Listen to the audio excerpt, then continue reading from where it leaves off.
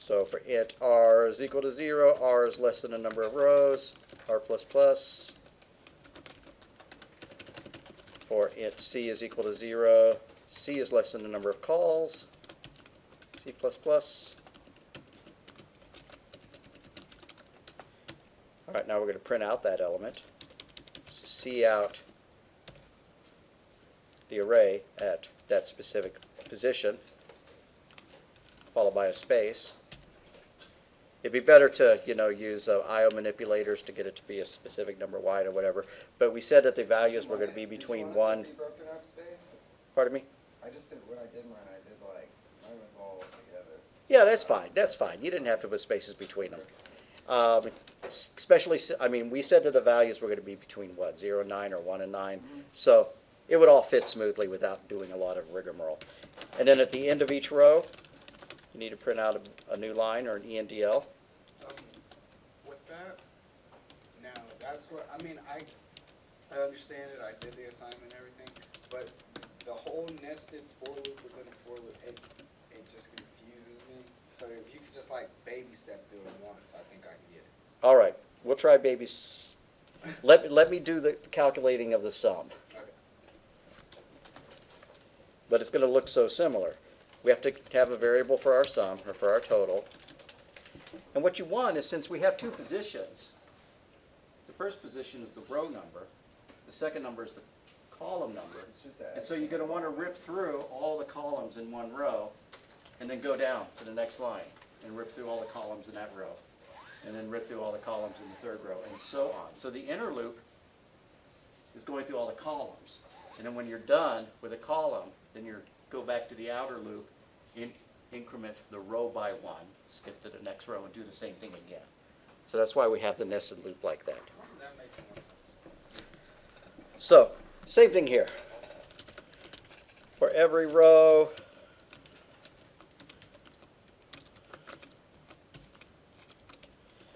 and I'm sure that there are other loop structures you could use.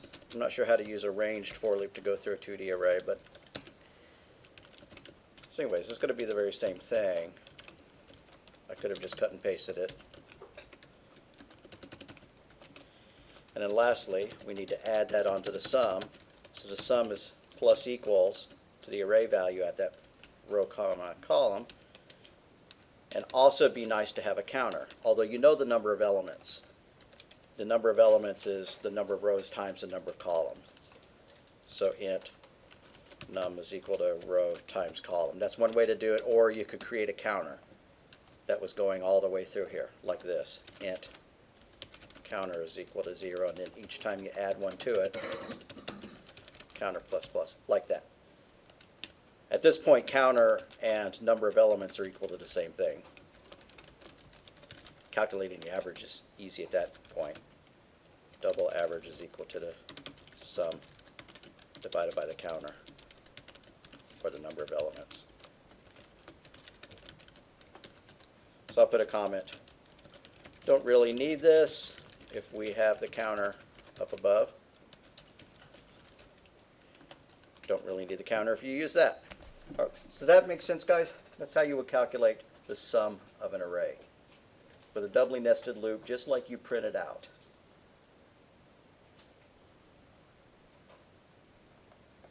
Hope that's good.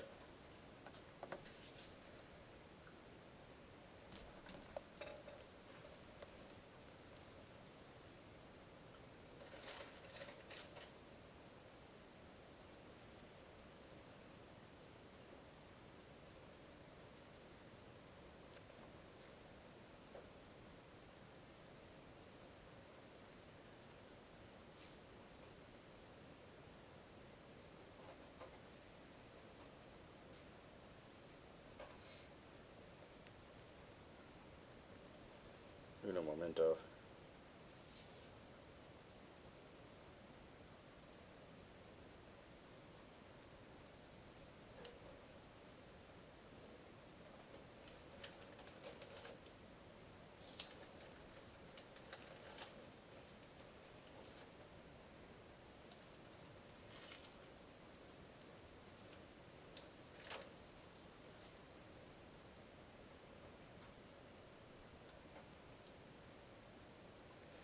Alrighty, we're going to be talking about structures and arrays today. Well, not arrays.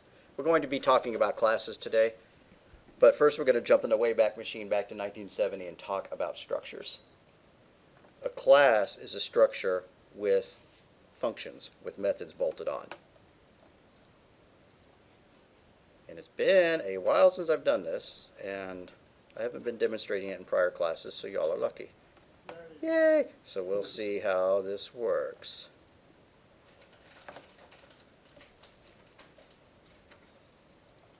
This is not the C++ way of doing things, but if you work in a shop that has C code, you will see this. And so it's good to know. Get our 5 favorite includes going for whatever reason, using namespace, std.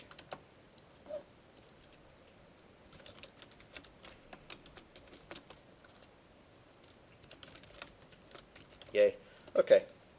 So you define a struct with the struct keyword, like this. A structure is more than one element. You know, right now we've been doing, okay, here's my weight, and I put it in a variable.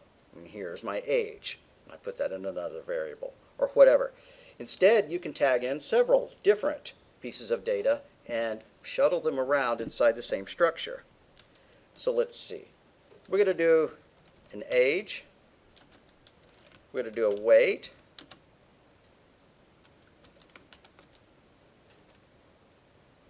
That's probably enough to demonstrate it. Okay.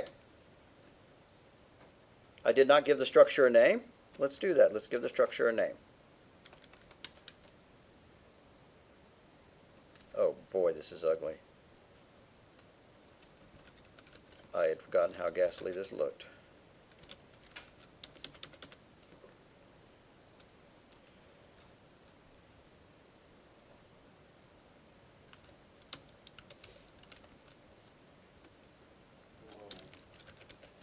Yeah, it's looking badly. Okay.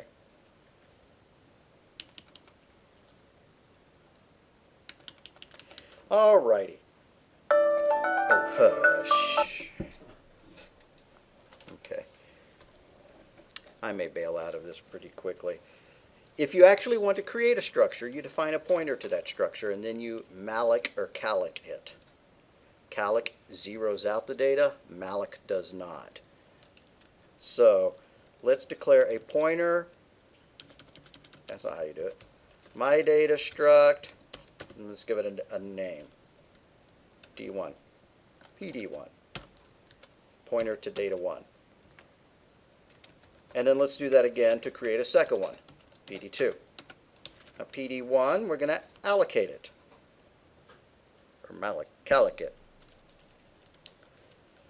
So we're going to say, I want you to create a pointer to a MyData structure that is composed of enough space for one. Okay, you Java programmers, I want you to compare this syntax to how you do classes. That's not quite a fair comparison because, you know, C++ introduced a much cleaner syntax for doing all this. Alrighty. Now we can set the data. PD1 age is equal to 30. That user's 30. PD1 date, not date, weight is equal to 200, like that. Now let's allocate another one. I'm just going to cut and paste. PD2 is equal to, okay, so this allocates. It goes out and it tells the operating system, I need enough RAM, and this many bytes, to the size of my data structure, and I want you to zero it out because I called calloc, which stands for clear, alloc, and I only want one of them. Now if you were going to allocate an array of them, if you wanted 10 of them, you'd do that. That'd create 10 of those structures. And then PD2, age is equal to 40, PD2, weight is equal to 180, like that. Then you want to print it out, we can do that. C out, somebody's age and weight, whatever. PD2, age, followed by a space, followed by PD2, weight, ENDL. Do the same thing for PD1. All right, let's see if it actually works.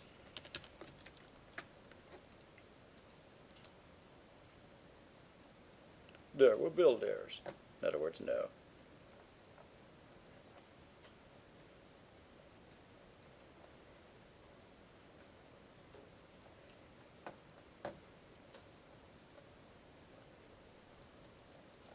Don't know why you put the error list up here.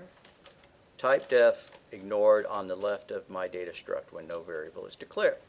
All right, that's a warning. Error, calloc does not take one argument. I did not realize I fed it one argument.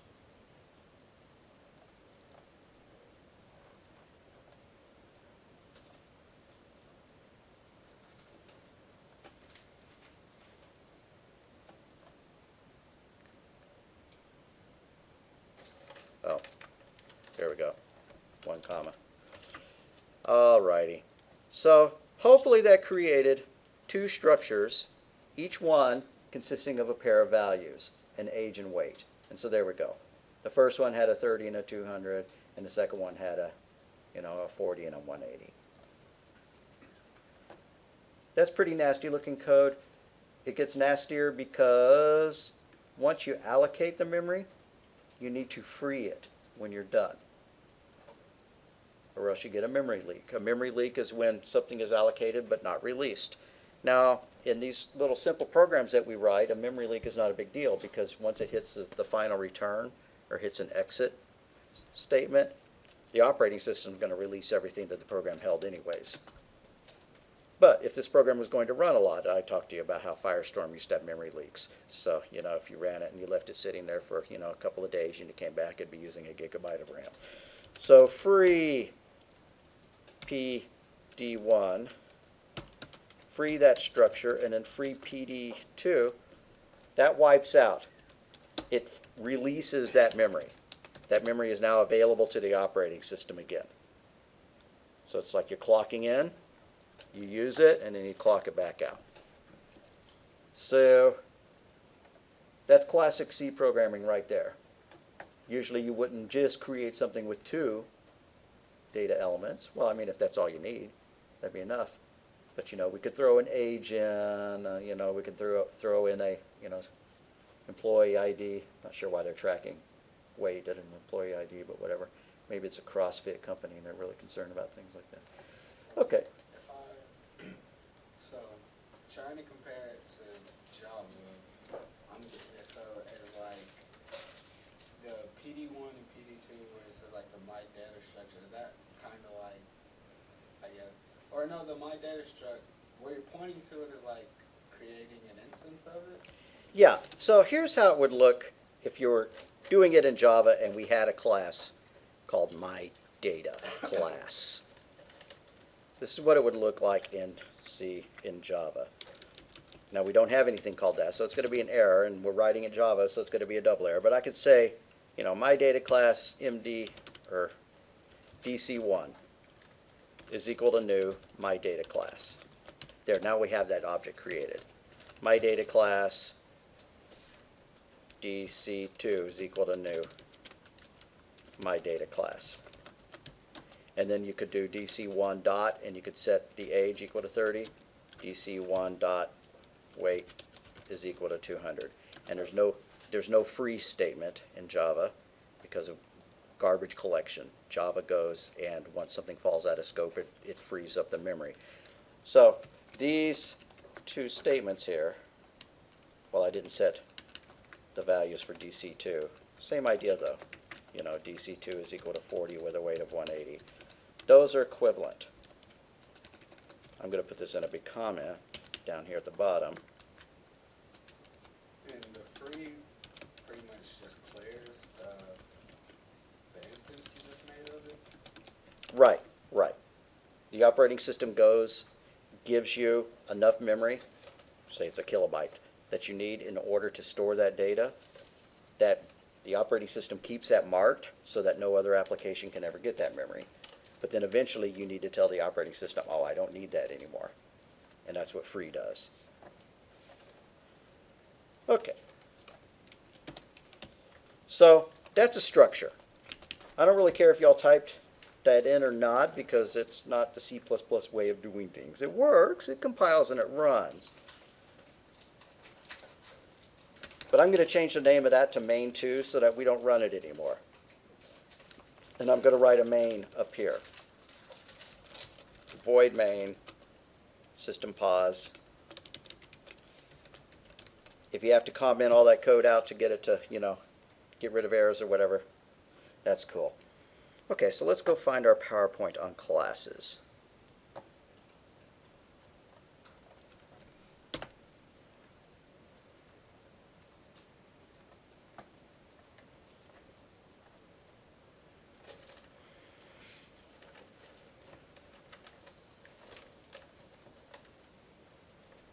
I believe it's 13.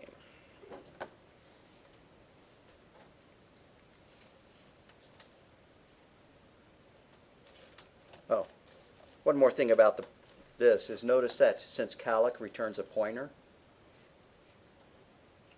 we could pass that pointer into a function, We'd be able to change its contents quite easily. Write a function that changes the values of it, no problem.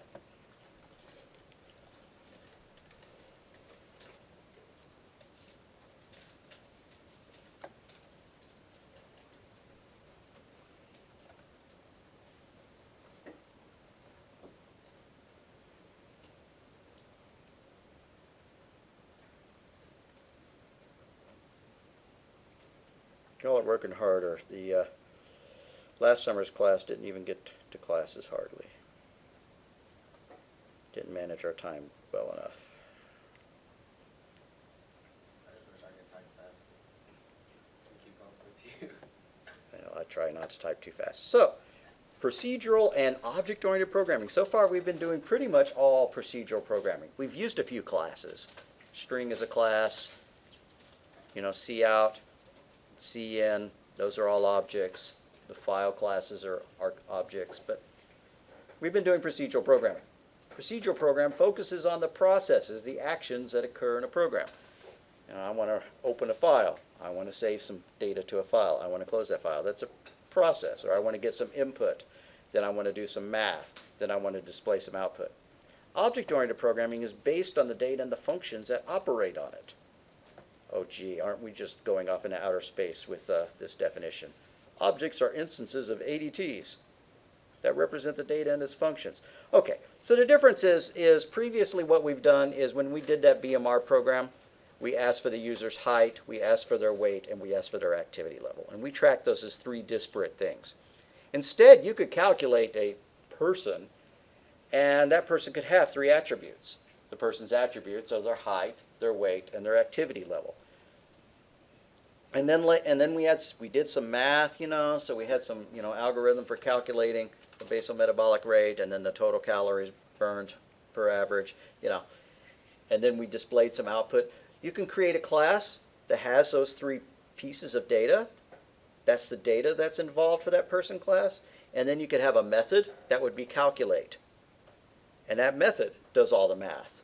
And then you could have another method called output that would display all the stuff to a screen. And then later, if you decide to change it to write to a file, you could do that. So you try to think of it in terms of chunks of data, groups of data. A class is a collection of data, related data somehow, and the methods that act upon it. We'll do some examples of those. So the limitations of procedural programming: if the data structures change, you must change many functions. Programs that are based on complex function hierarchies, they're difficult to understand and maintain. If you take somebody who doesn't know how to do object-oriented programming, they've done procedural programming for 40 years, and then you throw them into a C++ shop, or worse, a .NET shop, then it's going to blow their minds. So they don't think that their code is difficult to understand and maintain. They don't think that their code is difficult to modify and extend. However, ultimately, once you start thinking in terms of classes and objects, you can write code that is easier to extend, easier to maintain. And you can be sure that all the games that you play are written in object-oriented form, you know, in all the software that you use pretty much. I feel like that'd be tough creating characters and enemies and stuff without those. Without it, right, exactly. Yeah, how would you, create a game?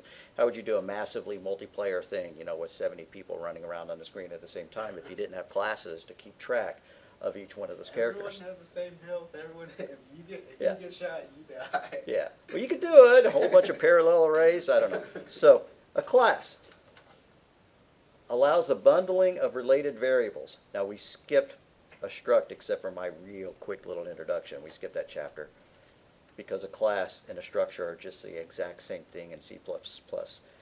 The only difference is that a structure's members default to being public, which we will see in a little bit what public means, whereas a class's data elements default to being private. That's the only difference between the two in C++. But the variables and the functions in the class can have different properties. That's a completely false statement. Just delete all that. Conceptually, a struct is used just for data, and a class is used for data plus methods. But like I said, when they implemented C++ or some version along the way, they made them the exact same thing but with different defaults to their access levels. So an object is an instance of a class. I define a class named student, and then Bob is a student. Bob is the object. So a class is like a blueprint. Objects are like houses built from the blueprint. You have a house, you can build you have a blueprint, you can build 100 houses from it. Your variables reference the objects. So the attributes. Every textbook has a different term for these things. I guess we'll go with this one. The members of a class, the class members. These are the variables that are part of the class. And then the methods or behaviors. See, even this author can't decide what they're going to call it. Are the functions of a class. So we're getting pretty close to the time when we actually want to write a class rather than just staring. Let's see their example. Here's how you define a class. You give it a class name. Well, you use a class keyword, you give it a name, and then you define either some variables or some functions. One little difference between Java is that in C++, that little semicolon down there is necessary for some reason. So here's an example. A rectangle class that has a width and a height. And then they have some extra stuff down here. So what does the private and public mean then? Very good point. I was going to demo that. Let's go play with that right now. Let's make a class called square that has a height and a width. By convention, all class names are uppercase. They're initial capped. Just like all variables start with a lowercase letter by convention. Will it compile if you don't do that? Sure. Okay, I'm going to make everything public here.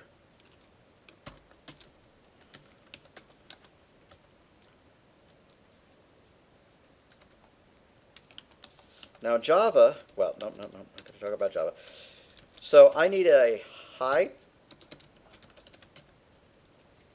and I need a width.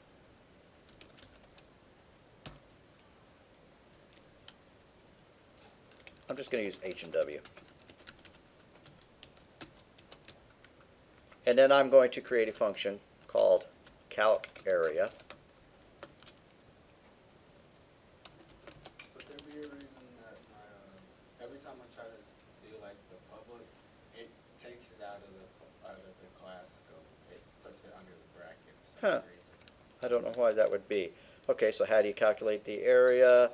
Area is equal to height times width. So we do that and then we return the area.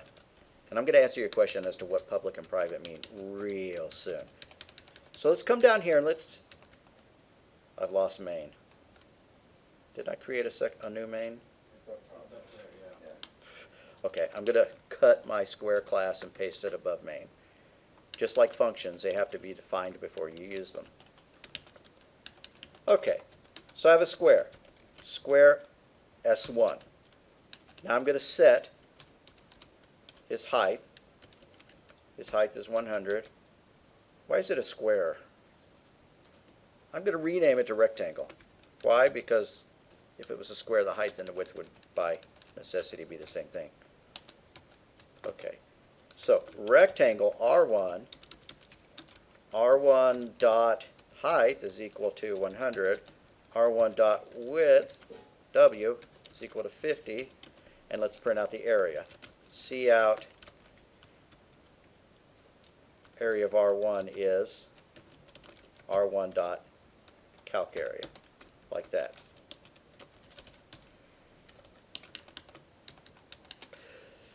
So, since these variables are declared as being public, everything after this word public colon, once you set the access, it stays at access until you use another keyword.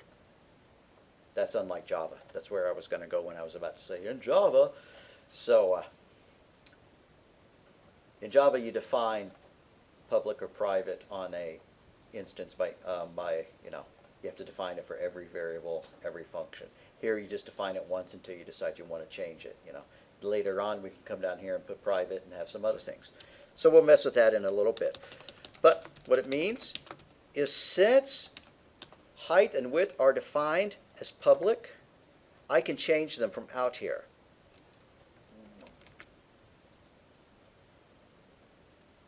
The area of the rectangle is 5,000, 50 times 100. But if I made them private,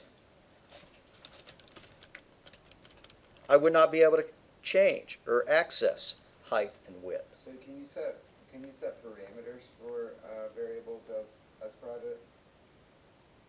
Yeah, if they're private, then what you have to do is you have to provide functions, methods, that will set their values.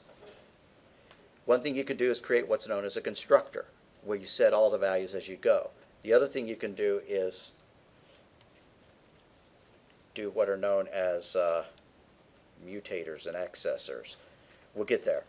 Okay, so right now, this is completely broken. I can't change the height, I can't change the width, I can't call calc area because they're all private. I'm going to say, well, I really wish that I could call calc area. So I'm going to make that public. Now that's no longer an error, but these still are a problem. Now typically when you're writing classes, here's your rule of thumb. Classes, make your data private, your attributes private, your variables private.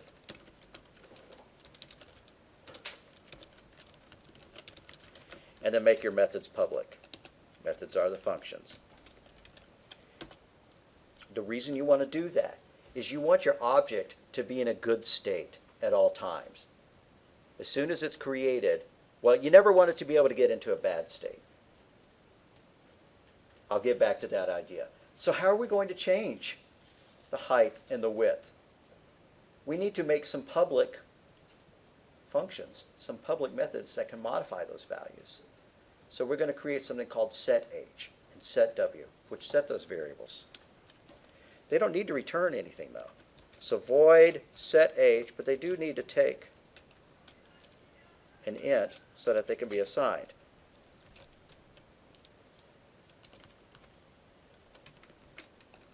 I did that syntax wrong.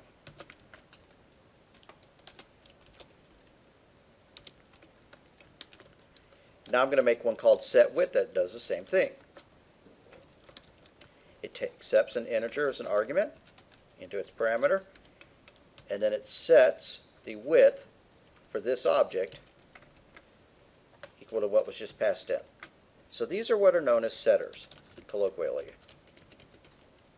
Fancier programming term is a mutator. I'm not sure what this text calls it. If we see a different name, we'll come back and modify that. Mutates it, it changes it. Okay, so there's our class. We can come down here now and get those lines of code to work. We can't call those like that. We can't do that anymore. We can't access those directly because they've been made private. But we can do r1.setHeight equal to 100. And I'll scroll back up to the other one if you need it. And then R1.setWidth equal to 50. Now the code's back to working.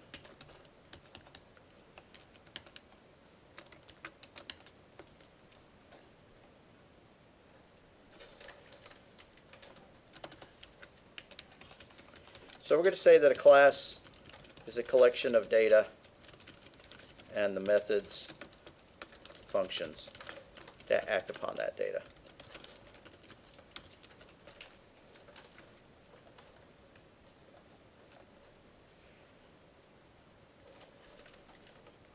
So if you were to put restrictions on your variables, like if you wanted, when you declare, would you do it when you declare them in the private, or would you do it somehow in your public parameters?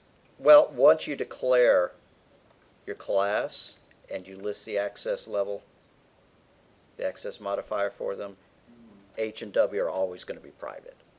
They can't be changed. So the Right, only no, I mean, not necessarily. Okay. the only thing that could change those variables is code inside the class. Okay. So that's known as encapsulation. Encapsulation, capsule, you're putting a shell around the data. What does that mean? These set functions could evaluate the parameter being passed in and decide if it's a valid piece of data or not. You may just pass a rule that says you cannot have a negative height. Why would you care? Because if you let somebody pass in a negative height, then when you called area, you get a negative area out of it. Right, so that's my question, is where would you actually pass that rule out? Okay, when you put your rules in, you put them right inside your setters.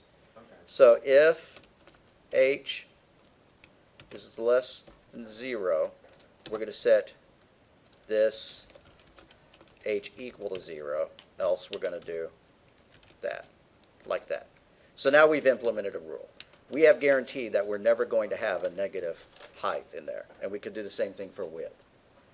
Same thing for an employee class. You know, you might make sure that their salary is never negative, or that it falls between two ranges, you know. Or you might put an upper limit to their age, that nobody born before the year 1900 works here. That's probably a safe rule to pass, so that if somebody enters some data incorrectly, you know. So that's why you make your data private. It's a little bit more work, you know. You have to put some setters. You also have to put some getters if you want to actually get a hold of that data down here in order to print them out. If I wanted to print out the height, I can't do that because it's private. It's contained, it's encapsulated within that class. I don't know if I zoomed out too far. I was trying to get all of the code on the screen at the same time. If I zoomed out too far, I apologize. You know, I could do a little bit of cleanup by moving the curly braces up onto the same lines. I'll do that.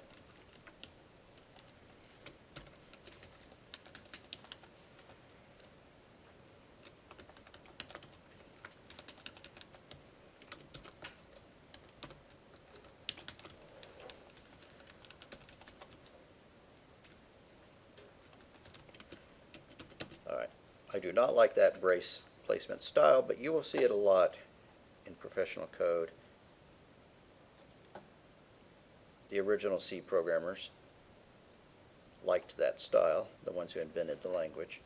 And in some editors, a lot of editors kind of create that style as you're typing along. So you're kind of fighting with them to resist doing that. Some editors let you change that setting though, or change the default. I think there's some preference in visual for it, because like if you don't hit enter when you first start, that's how it wants to go. It's like that. Yeah.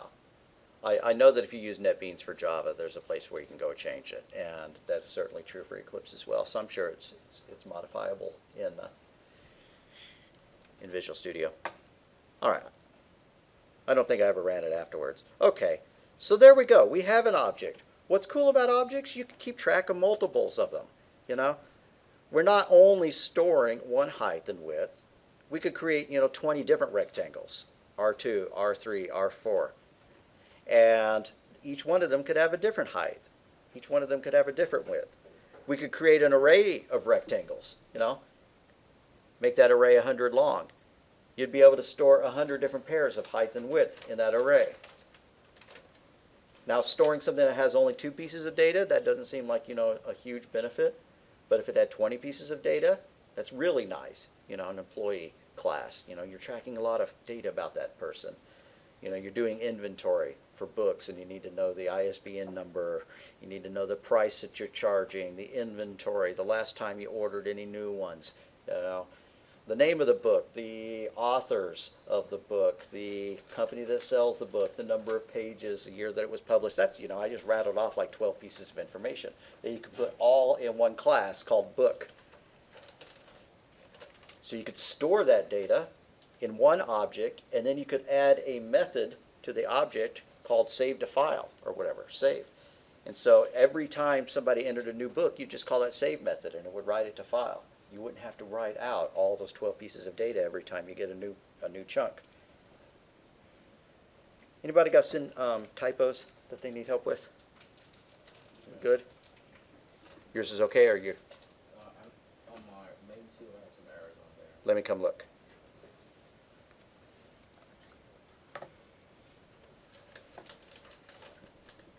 Here they defined a rectangle, and they added a couple of more things. Not only do they have the setters, known as the mutators, they added some getters, accessors, so that you could, actually read that data out. If you make an object, it could be that you're not going to put any setters in it. Maybe you don't want the code to be able to change the values in that object at all. Well, how does it get set originally? That's a different question. So you might not put setters in your function. You might only put getters, not in your function, in your class. So a properly written class will have its data private, its functions public, and usually there'll be a setter and a getter for every variable stored in the class.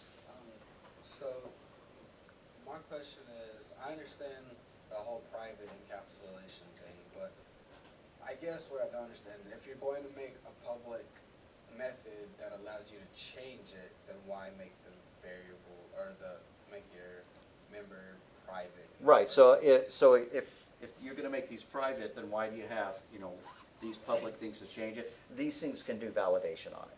They can make sure you're not passing in a negative width. I'm sorry, we just covered that. Yeah. So What's the difference between a getter and a setter then? getters return it. This isn't actually written. Let's go add some getters to our code. So the setter actually modifies the value. If I call set h, it sets the h to the value that was passed in. Can you make a different consequence? Well, we're going to just tack 2 getters onto this one. So int get h, and I'm going to put this all in one line, just for conciseness, returns this variable's h value. And get width returns this variable's width value. That way the code down here can examine those values if it needs to. Since they were declared as private, the code down in main had no access. This code down here is called client code. This code is a client of this class.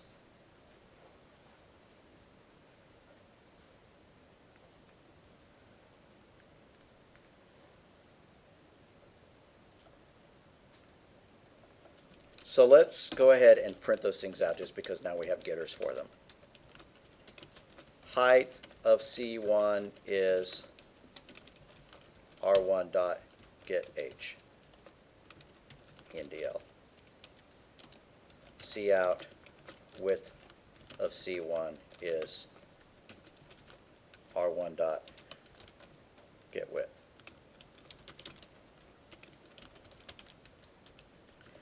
So there we go. These are getters, also known as accessors. They provide access. This one's also a getter. This set H was a setter, and so was the other set W.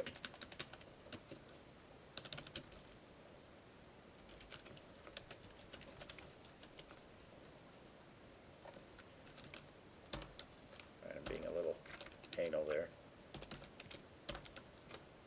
Okay, so generally Guidelines for writing classes.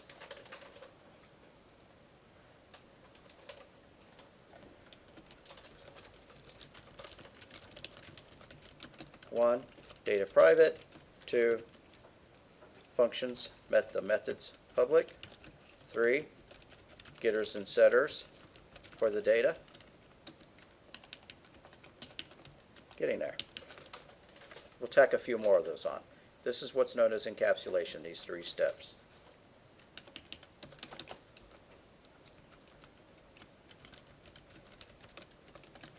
Why do you use encapsulation? So that you can try to keep the data in the object in as good a state as possible by denying the program, the client code, the ability to change the data directly. Let's see, I had another point to that.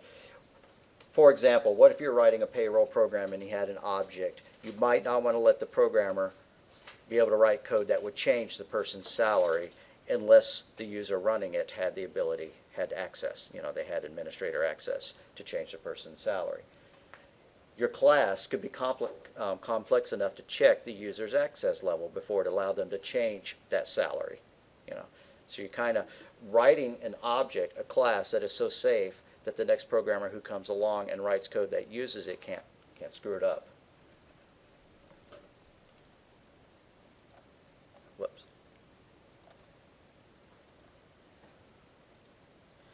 So public means that the data can be accessed by functions outside the class. Private means that it can be accessed by functions only within the class.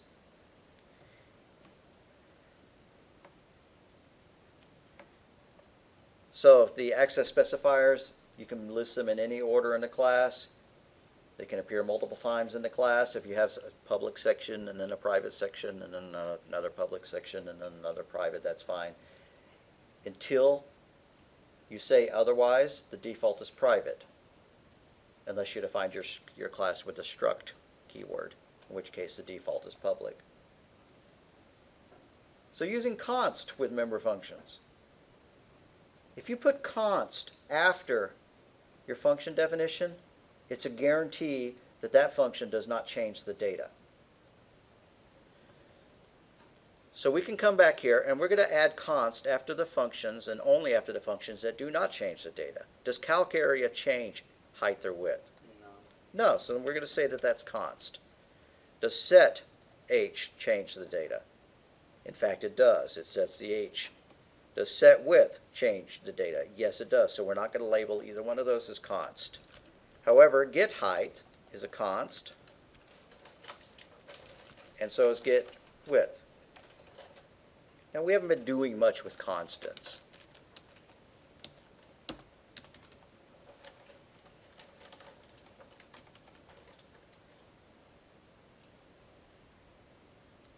The reason you would do that is if you declare a variable as a constant, you don't want them then able to call set height or set width on it. So if we declared, let's do this. Let's make a new object down here. Const rect R2. We're not going to be able to call set height and set width on it because it's a constant. So R2.setHeight, going to be 40. Nope, it's not allowing us to call set height on it because it's a constant. So would you have to have a constructor if you're using a constant object?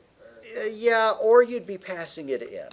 What if I write a function called here, void called printRect? A printRect should not be able to change the rectangle.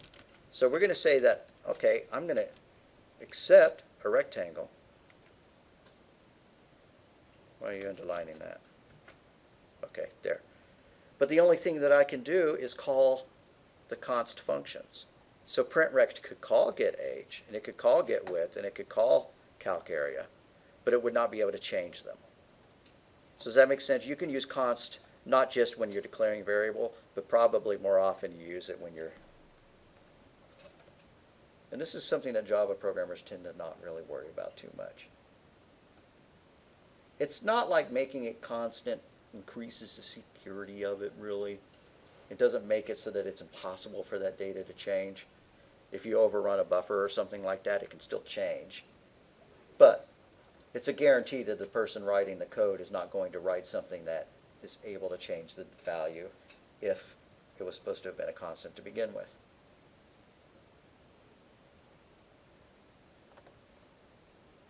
The syntax is getting a little bit nasty here. A little bit nastier than it is in Java, where we don't use that const keyword.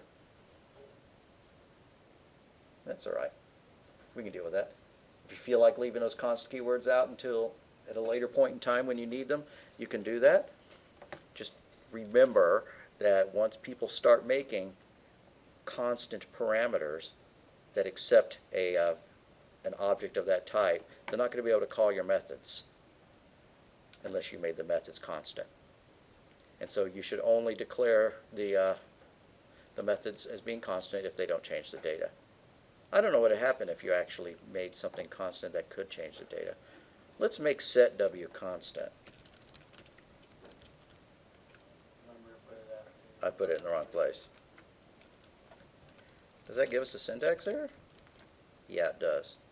It says expression must be a modifiable L value. Don't know why it says that, but yeah, okay, so we got an error.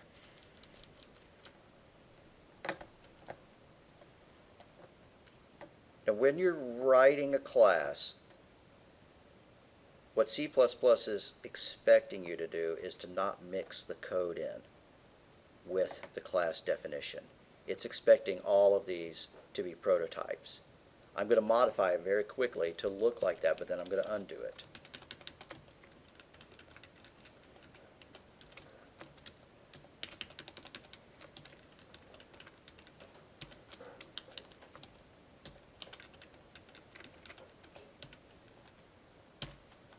Looks great, doesn't it? However, you have to go and provide that code somewhere. So it makes the header look cleaner, the class definition cleaner, if the code is not mixed in with the definition. But the price of it is that you can't see it all in one place. You know, I like seeing the code mixed in with the header definitions, but that's not really the C++ way. They let you do that. The C++ way is to define the methods as prototypes and then to go in and actually code those methods elsewhere. So would you have to, come on now, I already know the answer to that.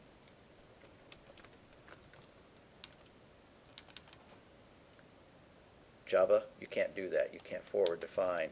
There are no prototypes in Java. You have to define your functions, your methods in the same file as you define the class itself. That's why in their examples here, these look like prototypes, because they are prototypes. They've defined the function, but they did not provide the code for the set width and the get width functions themselves. That is defined elsewhere, and we'll see pretty soon how they did that. Here we go.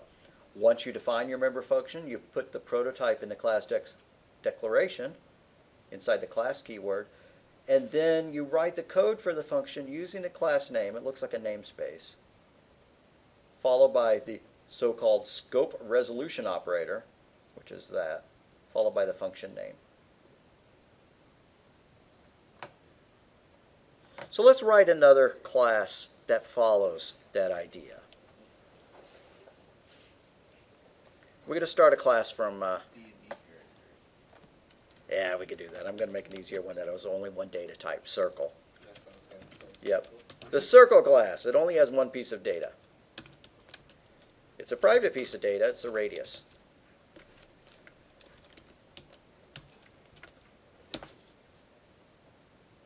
Why are you yelling at me?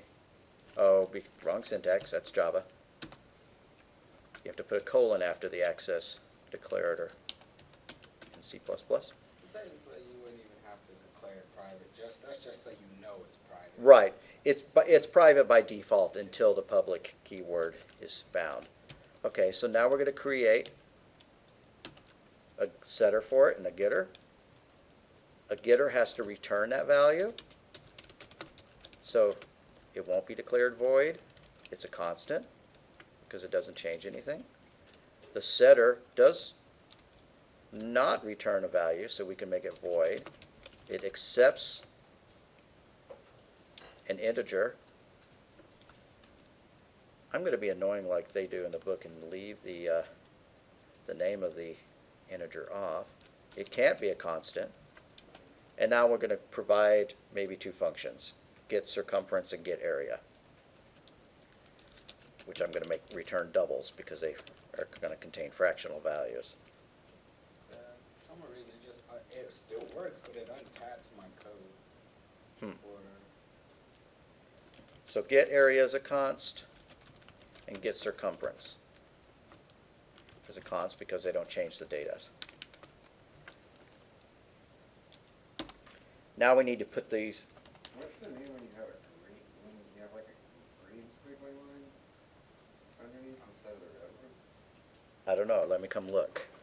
You have a green squiggly in the code. Yeah.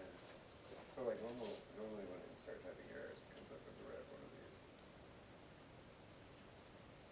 Okay, I'm not seeing it right now. Is it on the screen? Yeah, it's right under the get radius and the set radius. Oh, I didn't know.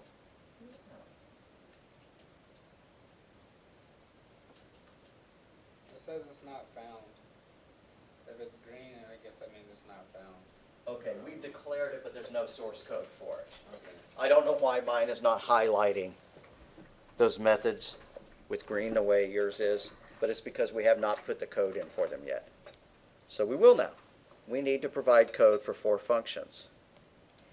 Int circle colon get radius. What does it do? It returns this guy's radius. I seem to have done something wrong because I'm getting an underline here. Did you put it after your circle class? Yes, and that was intentional.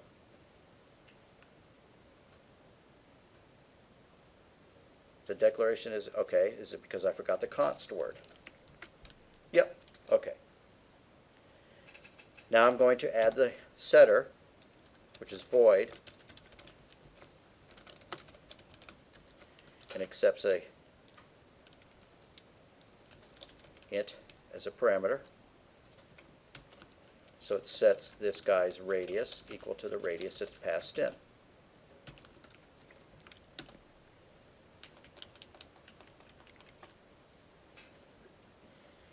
Two more.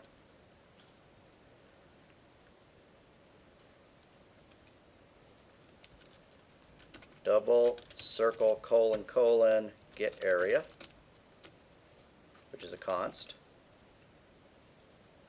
returns. The area is pi r squared, so 3.14159 times radius.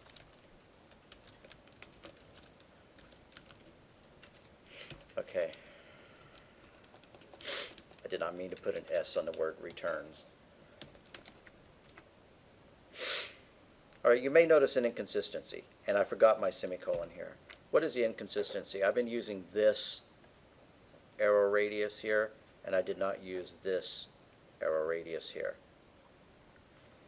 We didn't actually have to use this here. We could have gotten away without it. We absolutely had to use it on this line, though. Once you start talking about the this reference, you realize how many times you say it. Well, when we're looking at this line here, we're changing this object's elements, this. The reason you have to have the this keyword there, declarator reference, is because we're passing in a variable called radius, and we need to differentiate it between the parameter radius and the object's member attribute radius. If you gave this a different name, if you just called it int r, then you could say radius is equal to r, and you wouldn't need the this reference in order to differentiate them. But if your parameter has the same name as the variable, then you use this reference in order to allow you to get away with that, where the attribute has the same name as the parameter being passed in. So if I was writing this code, not trying to get it all to fit on one line. I actually, please stop. Normally we don't have this problem. I guess I gained weight over the weekend or something, I don't know. Okay. I would make it this arrow radius times this arrow radius. I use this everywhere. I just got in the habit of it, and so I put it everywhere, regardless of whether it's needed or not. And there's not another way to do that, right? Well, I could have left it out on this particular case because there was no other radius parameter or variable for it to get confused. Okay. You only have to use this reference if you're also using a parameter or another variable named radius somewhere else in that function. All right, and then lastly, circumference, which is 2 pi r. So double circle colon colon get circumference. It's a constant, and it returns pi 3.14159 times 2 times this radius.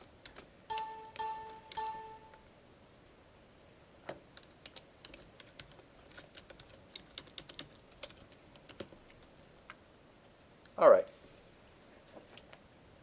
Now, if we were honest to goodness C++ programmers, we would then take this class definition and move it to a header file. And we would leave this code in the CPP file. And that breaking up of the class definition and the code, very, very C++. It's very the way that a lot of people do it. But it's kind of annoying, in my mind. Maybe that's just because I'm used to Java.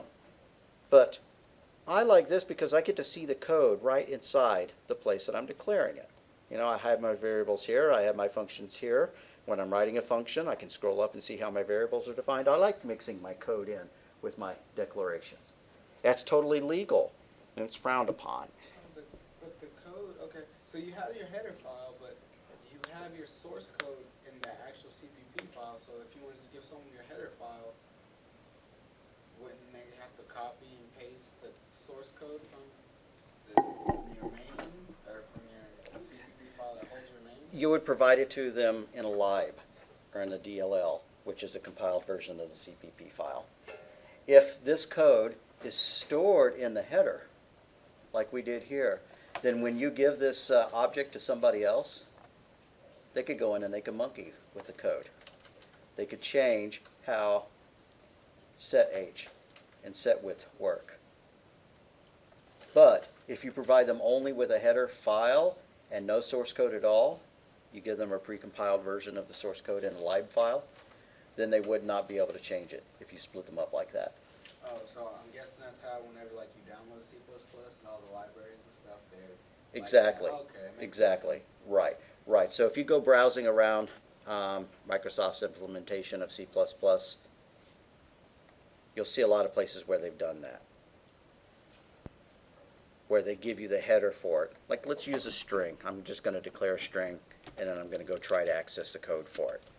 So I highlight the string, and then I right-click on it, the word string, and I say go to definition. It'll take me into the guts. I see a type def for it. I don't see any code for it. These are all prototypes and definitions. I don't see the code for it anywhere. So they're breaking apart, again, just like we did on our second one, on our circle class, the declaration of the class and the implementation. Something that you Java guys aren't doing in Java because you can't. So when it compiles it, or when it makes it a library, does it just like ignore everything that's in the main, I'm guessing then, and just runs? If you compiled a main, it would be included. But when you're defining like your library, you don't give it a main to compile. Okay. And you do that because it's not an executable, so it's not supposed to have a main.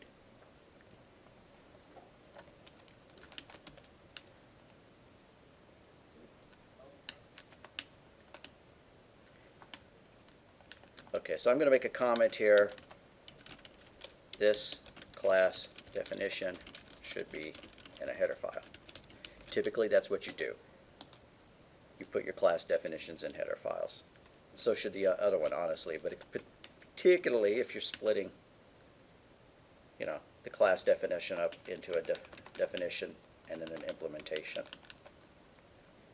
If we left these things off, if we did not put circle colon colon in front of it, You said the members would be in the CPP file? yes, yeah. So these go in the CPP.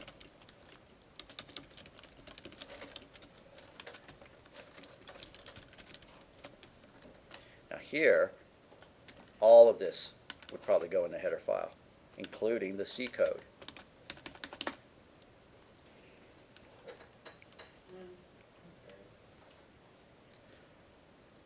All right, let's monkey a little bit. Come over here to source files and do right click. Let's do class wizard. Let's see what that'll do. Maybe we won't. Okay, right click, add a class. It's going to be a C++ class.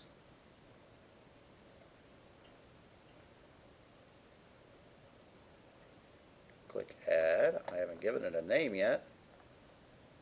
Now I'm going to give the class a name. I don't know what I'm going to call it. We've already got a square and a circle. What else exists in the universe? Triangle. Triangle. Okay. And notice what it's doing. It's saying, okay, you have a triangle.h file where your class definition is going, and you have a triangle.cpp file. Oh, okay. Instead of just making them. Okay. We're going to leave everything else alone. Base class is if you're using inheritance, a topic we're probably not going to get to talk about.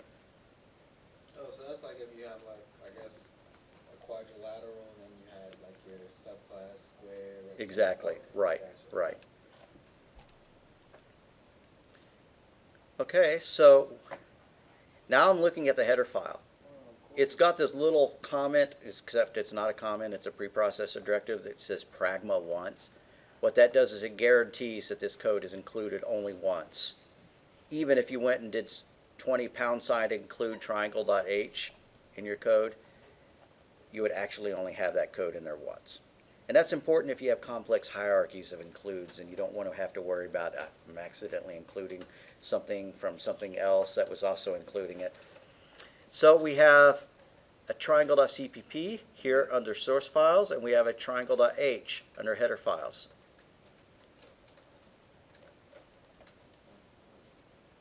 What's source code of the line?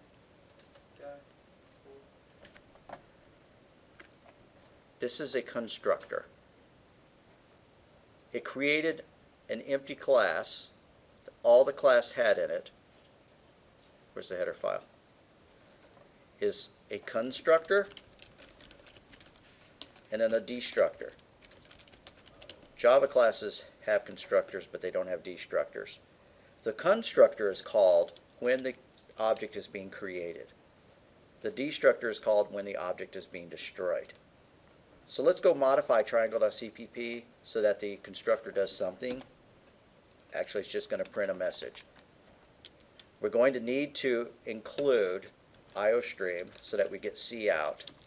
So at the top of triangle.cpp, do include IOStream, and then using namespace std. And so the constructor is going to see out creating triangle \n. The destructor is going to say destroying triangle.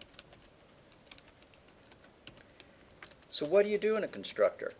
Well, you saw that calix statement that created the class, the structure that we were using.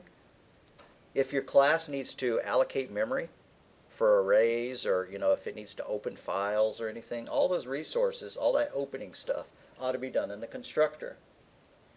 And then when it's done, if it needs to close the files, if it needs to free the memory that was allocated with malloc or calloc, you put all those frees and those closes inside the destructor. So when the object is being created, it opens everything it needs, it allocates everything it needs, and then when the object goes away, because it falls out of scope, all of that stuff is fixed. Everything is closed. It's like opening a file and closing a file type thing? Yeah, I guess you could yeah. say. So you could have a class that opens a file as soon as it is created, an object is created, and then it could close itself when the object was being destroyed. I don't really know why Java doesn't support destructors. Okay, so let's go use our triangle class. We need to go back to source.cpp and do #include. Now don't use angle braces. Since this is part of our own project, we use the double quotes. Triangle.h.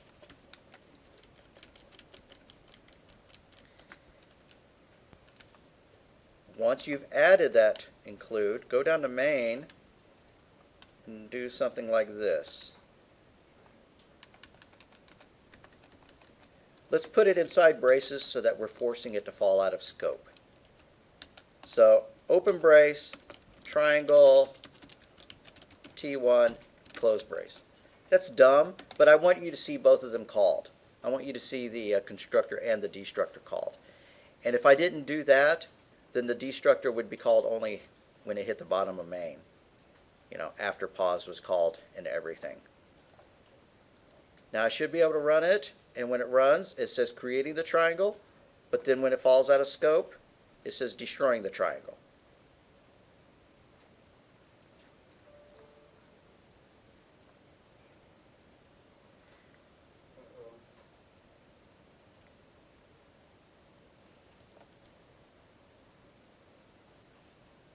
They said it was built with debug fasting, which requires object files for debugging.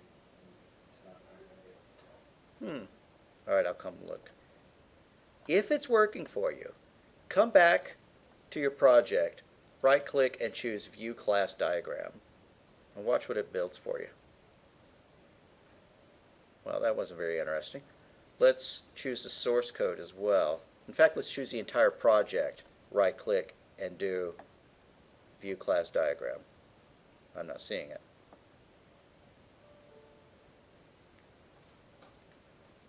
Okay, fine, be that way. Maybe it's if you choose the project name.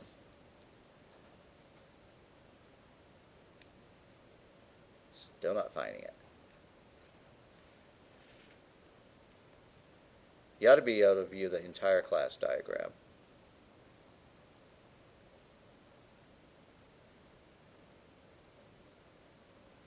What, are they calling it a code map now?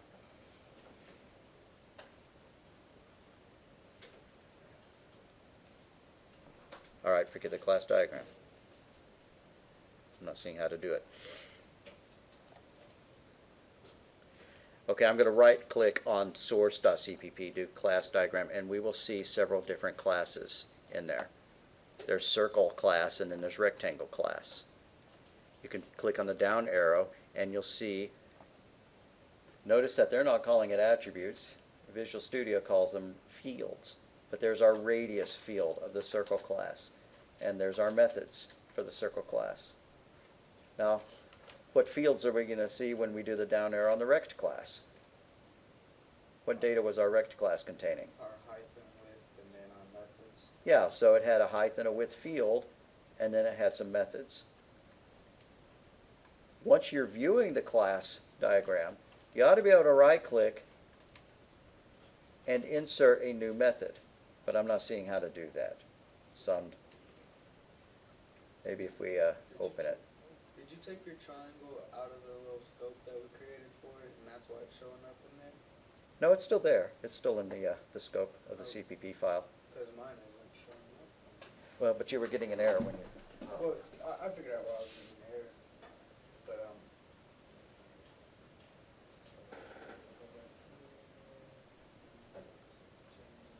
Okay, right-click on triangle.h and do class diagram. Under header files. And then go back to source.cpp and do view class diagram. And triangle is there, it's just look underneath it.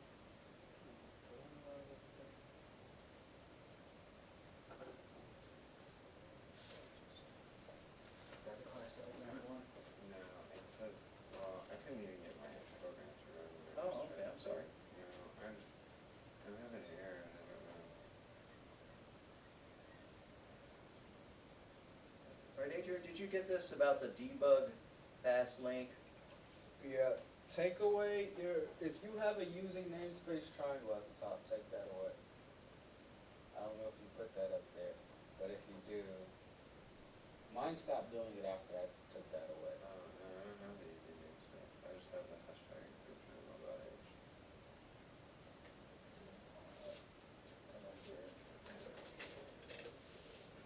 Once I took that away, mine worked fine.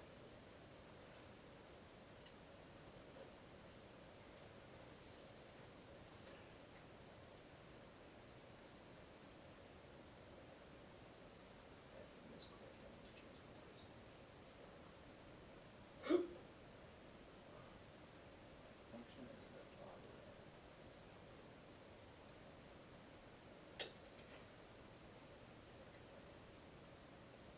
So, these are functions, so they need to be invoked like that. Since we changed. Right. I didn't realize that. Alright. Yeah. Let's see if that fixes it. How did Doesn't sort you of get it to go to where it was having a problem? I double clicked on that error. Okay. Solution.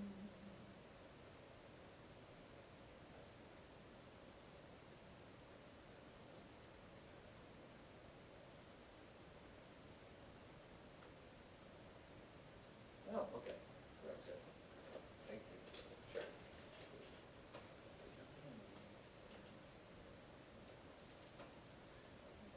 Okay, everybody doing the same thing. Let me, fix that.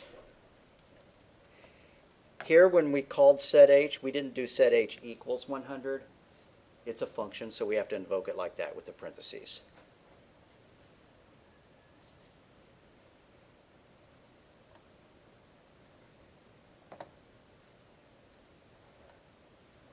Let's continue with their points. So accessors and mutators. The mutator is the member function that sets the value, changes it. That's the setter. An accessor, the function that retrieves the value. Accessors do not change an object's data, so they should be marked const. Defining an instance of a class. An object is an instance of the class, so people use those two terms interchangeably. This is an instance of the circle. This is an object of type circle. So you define them like that. You give the class name followed by a variable name. And then you get a hold of the members using the dot operator, rectangle.setWidth. Cout, rectangle.getWidth. They called their attributes, their properties, width and height rather than just W and H. You get a compiler error if you attempt to access a private member using the dot operator.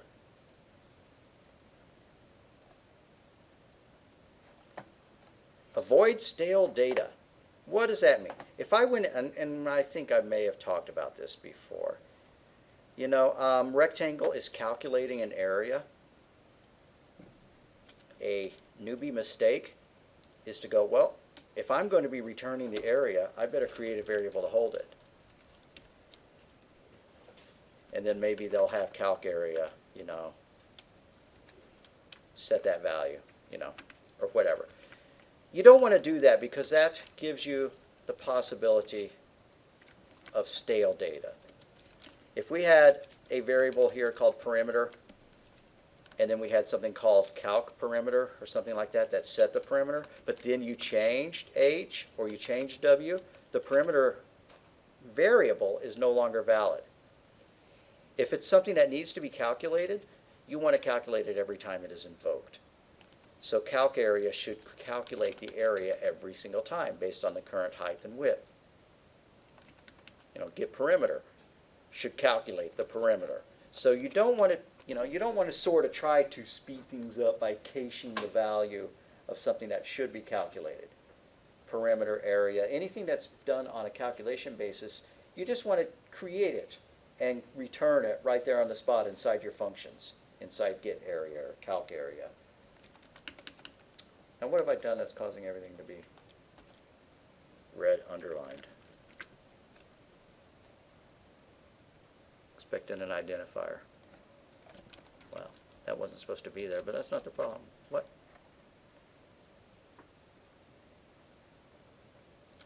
I don't get it. Alright. Whatever I did, I've undone it. Oh, come on. That was working before.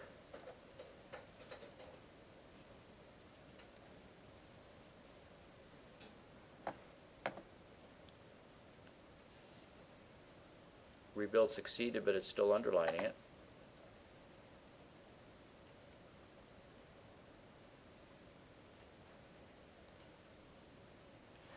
I think it's wigged out.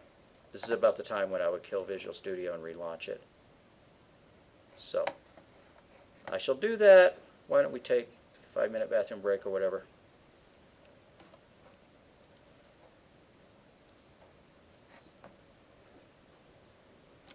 Yeah, apparently I just confused it because now the error's gone.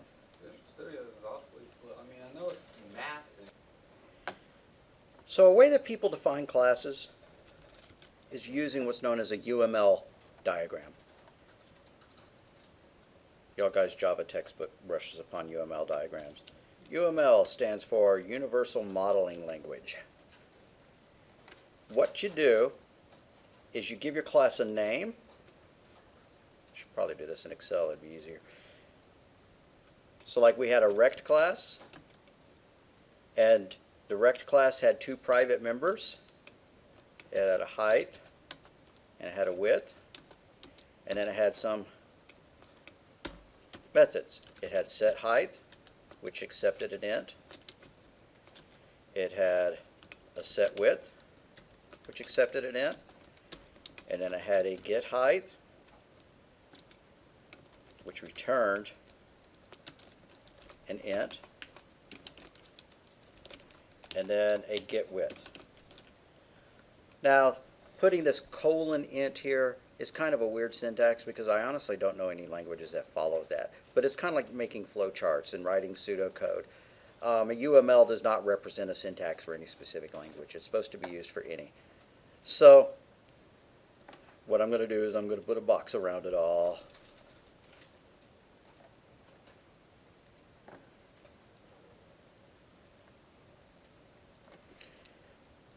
The way it works is the top line has the class name. The middle box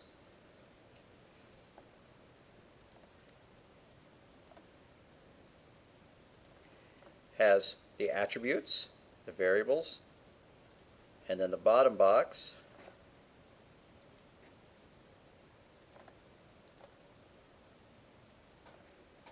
has some methods.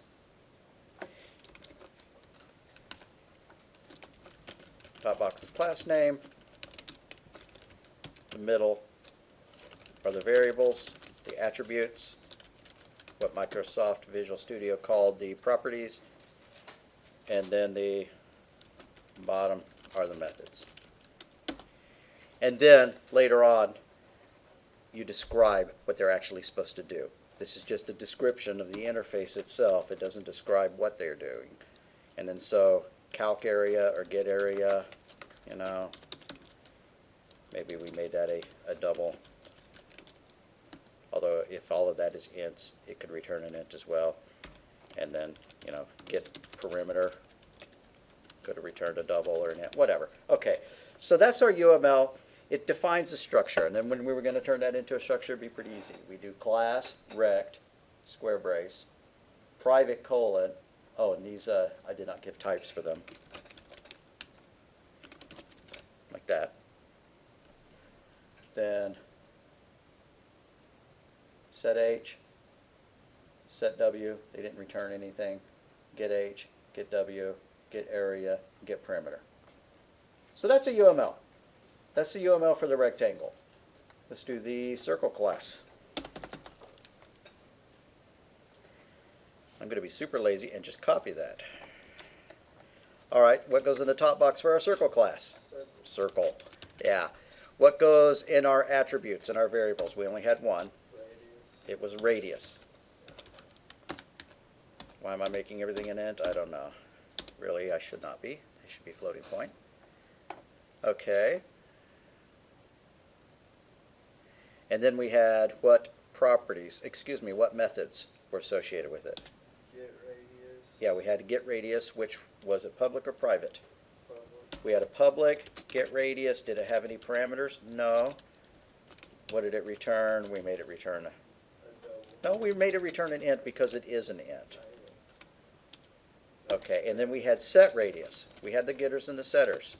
It did accept an int, and it didn't need to return anything. Then we also had get area, or calc area, which we made return a double because it was a floating point value once we multiplied it by pi. Same for get circumference.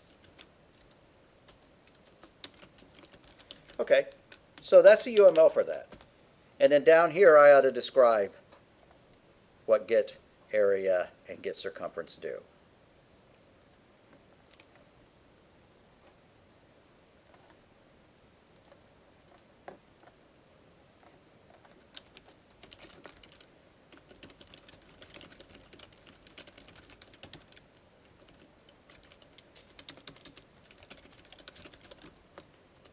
Area is equal to pi times radius times radius, and so on.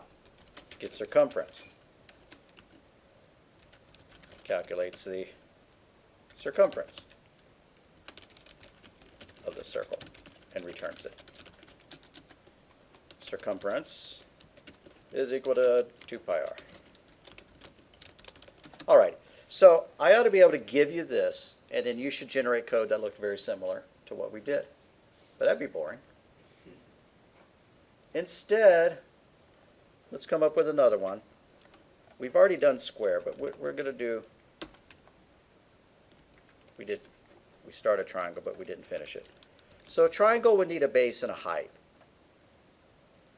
I don't really want to do a triangle because I don't know how to calculate the perimeter of a triangle, but I do know how to calculate the area of it. Perimeter is just all the sides of it. Yeah, but how do you calculate the sides based on the base and the height? Let's see if there's a cube formula for it. Let's Google it up. Calculate perimeter of a triangle base height. Well, yeah, we know that, but Is it side times? The area is the only one you can calculate based off the base and the height. how do I find the perimeter of a triangle given the area, base, and height?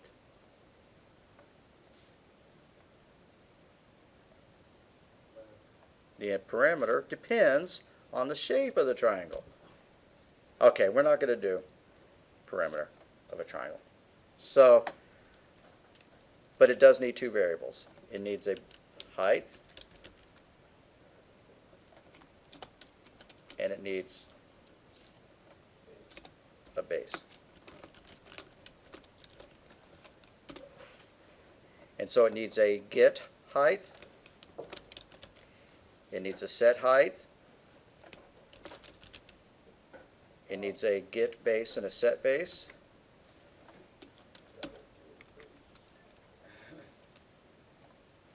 If we were gonna do it by size, we could make like some methods that check, see like is right triangle or is, well, that would be terrible.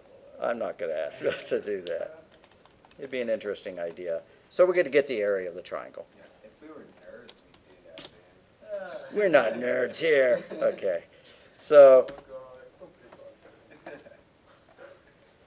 get area calculates and returns the area of a triangle, which is base 1/2 times base height times height.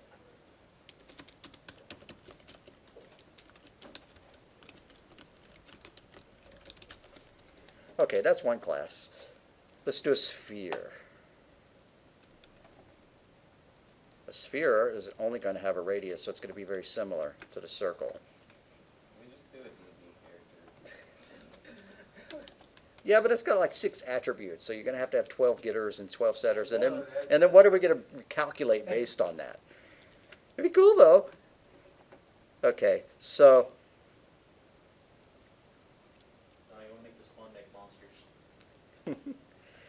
So the sphere going to have a radius. It's going to have get radius and set radius. And then it's going to have get area, which is going to be the surface area. And then it's going to have get volume. So get area returns the surface area, which is 4/3 times pi times radius to the power of 3. POW radius to the 3. And then get volume returns the volume. Volume is equal to, you know what, I have those backwards. This is the volume.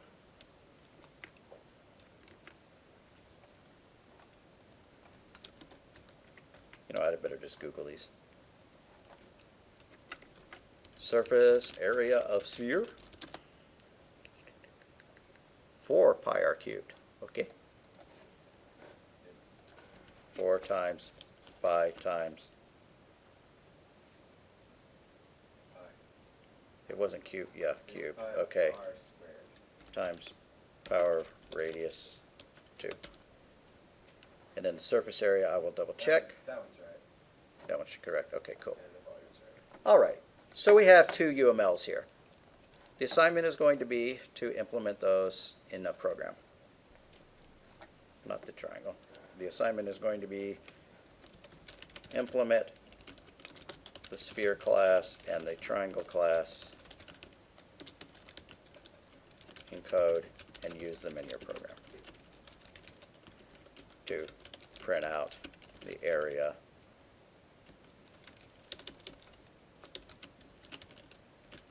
of the objects and the volume of the sphere. I don't care if you ask them for that information or whatever, or if you just make it as simple as we did in class. You don't have to go to any great links on it.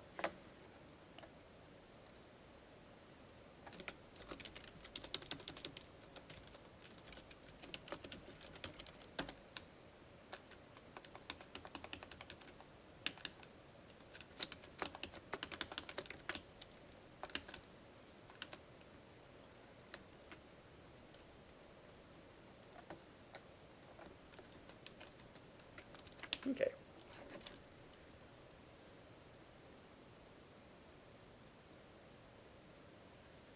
Now I said we were going to create new ones, but I'd rather do it. I'd rather leave it as homework.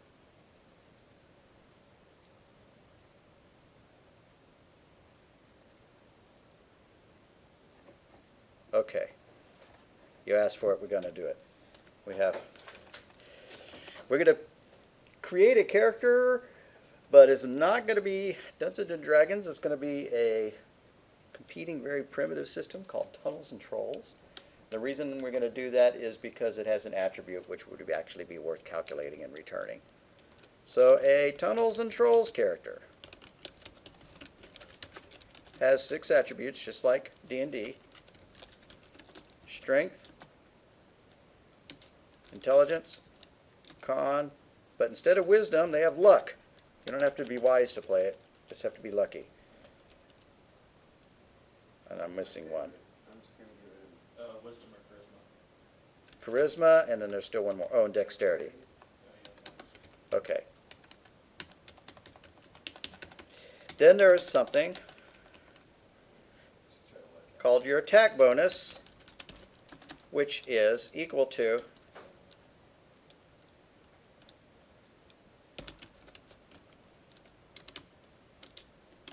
any dex over 12 plus any luck over 12 plus any strength over 12.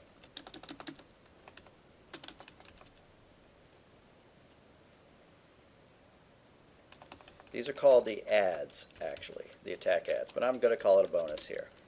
Howsoever, if you have things that are under 9, they subtract. So, add any dex over 12 plus any luck over 12 plus any strength over 12, but subtract any dex under 9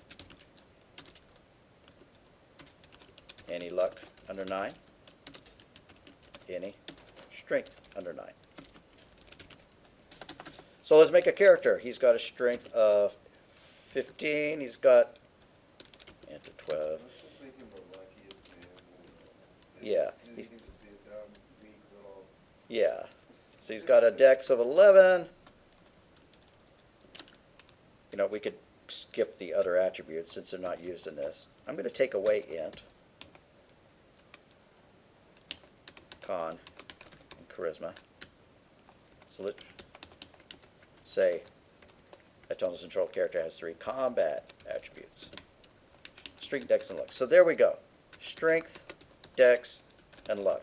His luck's 18. Let's figure out his attack bonus. Is strength over 12? His strength is 15. It's 15, so he's going to have plus 3. Is his dexterity over 11? His dexterity is not over 11, so that's plus nothing. Is his luck over 12? It is, so it's plus 6. So he's got a total of a plus 9 attack bonus. Let's make another one. Wait, This, I thought that his dexterity had to be up to 12 also. Oh, it does say any dex or. So isn't it a minus 1? it's anything over 12 affects it. Anything under 9 affects it. Oh, alright, so the in between is. So the in between, yeah, Alright. in between doesn't count. Attributes between 9 and 12 do not affect bonus.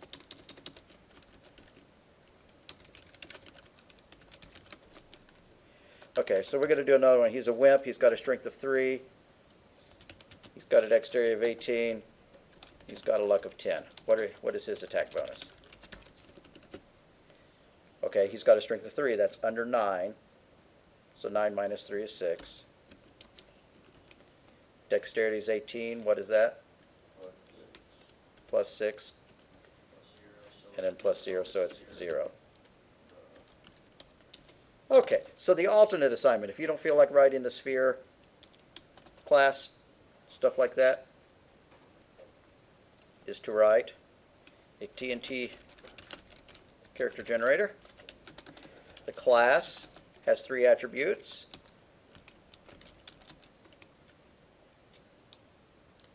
Which is strength, dexterity, and luck, which are all ints.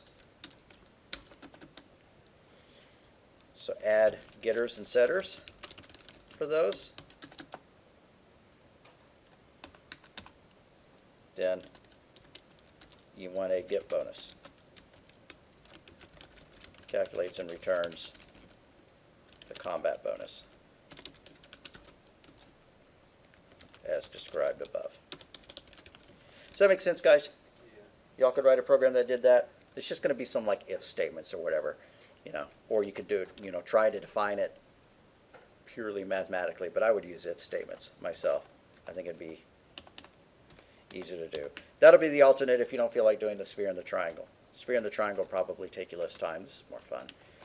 And the character generator should fill in those 3 attributes with random values.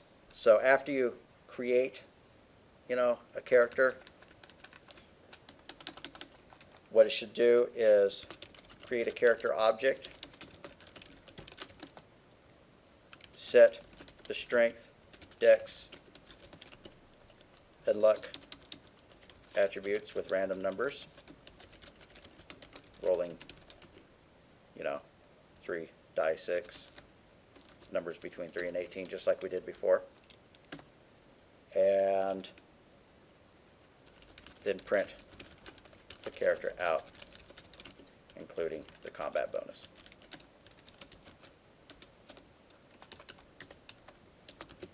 As in the character's name or his status?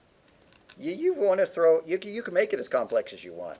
You know, give the character a name as a stat. You know, you can put the other ones back in, the intelligence, Well, charisma. I just saw that you said print the character out, so I didn't know exactly what you meant by print the character out. Print the character's attributes out. You gotta make what your guy looks like in an SD effect. That would be terrible.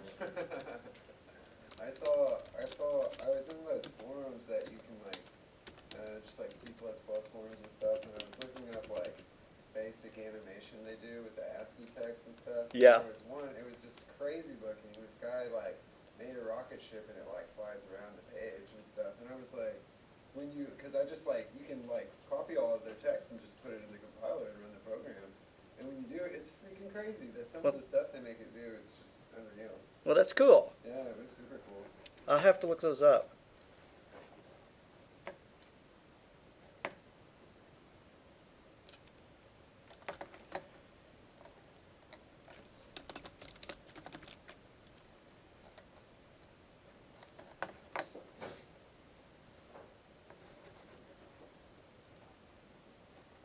All right, so avoiding stale data. Some data is a result of a calculation. That get bonus, get combat bonus, should be a function.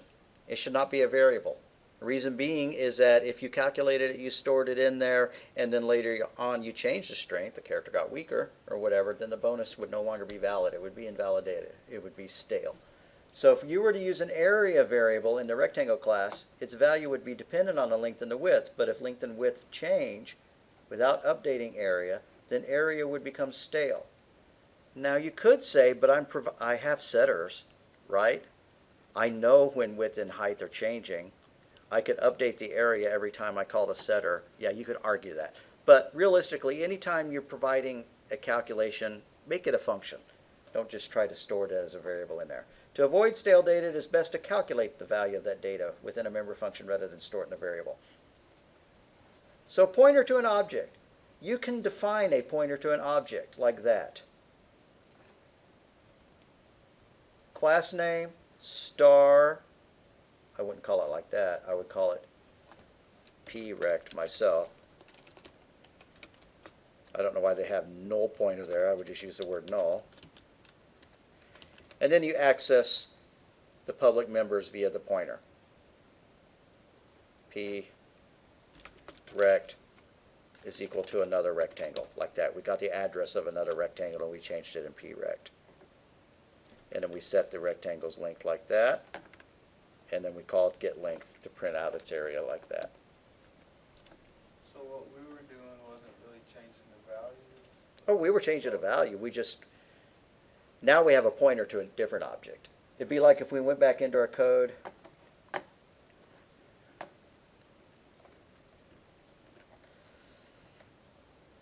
I have a rectangle here. I'm going to make another rectangle that points to the same thing. Rectangle star, it's a pointer to a rect. PR is equal to the address of rect1. And if I want to, I could change those values. PR set height to 50. Now when I run it, it's going to be a 50 by 50 rectangle. I guess I'm just confused because we were already doing that. So Yeah, we were. We were. This is just showing the difference between storing a class as an object or a pointer to an object. This is an object right here. Rect is an object. This is a pointer to that object. So now we have two things that are pointing to the same thing. Oh, so you could probably do that for, I guess, compares? I don't know, you wouldn't want to compare something. Like if you were going to pass this object in to a function. Okay. So void set height width, which accepts a rectangle pointer like that. I'd probably do it as a, what was the alternate to using pointers that we learned about? References. I'd rather use a reference to do it, but if you're going to use a pointer, you would do it like that. And so you would, and we're going to pass in a height, and we're going to pass in a width. So PR set height equal to the height that's passed in. PR set width to the width that's passed in, like that.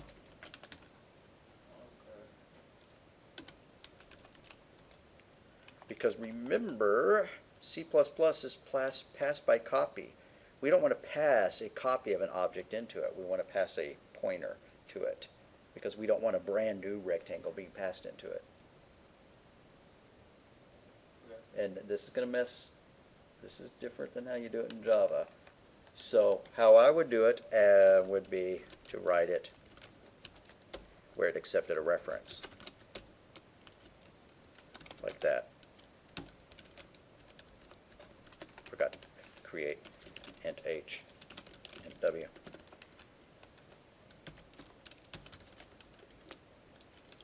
Yeah, I like that better. I like that better. And that's pretty much how you would do it in Java, except you would leave that off. I don't like the pointer, because you get to draw the arrow. You like the pointers? Yeah, yeah, yeah. I guess I just, I don't know, I just like it looks clear. Well, you were introduced to this before you were introduced to this, but it's cleaner. We don't have two ways of getting to the same data. This is the pointer reference, dereferencer, and that's the dot. And I don't even know what to call the dot. Dereferencer. And then you can access the public members via the pointers, just like we were doing, set width, set height. You can also use a pointer to dynamically allocate an object. If you wanted that pointer to point to a new object, you do this. My rectangle pointer is equal to a new rectangle. That creates a new rectangle from the stack. Then if you want to get rid of it, you better call delete on it. Why? So that you don't have the memory leaks. So here we created our new rectangle. We put it into the pointer here. Now we're going to delete that rectangle, so we call delete rect pointer. That calls the destructor. And then just for absolute clarity's sake, they set the pointer equal to null, so that if you tried to write to it after it was cleaned up, after it was deleted, you'd get a big fat obvious error right away. Why have private members? Making data provides data protection. The data can only be accessed through public functions. The public functions define the class's public interface. Code outside the class must use those public member functions to interact with the data. That doesn't really explain why. I've given you all explanations of that. It's so that you can validate access to that data, and you can validate the values as you set them. Separating the specification from the implementation. We did that with our triangle class. We put it in a .h file. We also did that with our square class, but we put it all in the same thing. So if you place your class declaration in a header file, name the file classname.h, for example, rectangle.h. And then you put your member functions in classname.cpp, for example, rectangle.cpp. That file should #include the class reference file, the class header. And then programs that need that class must also #include the header file. And then they must be linked with the CPP file, which happens automatically if you add the CPP file to the project in Visual Studio.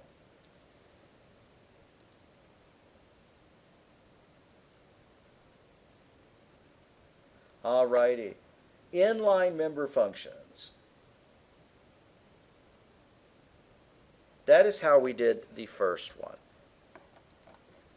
Our very first class was the rectangle. These are what are known as inline function declarations because they're defined right inside the class rather than being separated.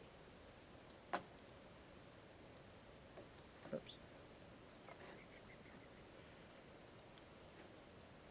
It says it's appropriate for short function bodies, your getters and your setters. Why not just make them inline rather than throw them in the CPP? Okay. Why put any of them in the CPP then? The trade-off, inline versus regular functions. Regular functions, when called, the compiler stores the return address of the call, allocates memory for local variables, etc. The code for the inline function is copied into the program in place of the call, so you get a larger executable program. But no function call overhead, hence faster execution. I'd rather do that. I want speed. Okay, I'm not going to ask you about the advantages of doing regular functions versus inline functions. If you define an inline function, it takes more memory but runs faster. Constructors. The constructor is a member that is automatically called when the object is created. Its purpose is to construct the object. which means allocate any memory, open any files, perform any initial calculations. You can make constructors that accept data. It would be neato keen if we went in and were able to create a rectangle like this. Rect R3, and then said, oh, I want a 10 by 20 rectangle, like that. If we were going to do that, we would need a constructor.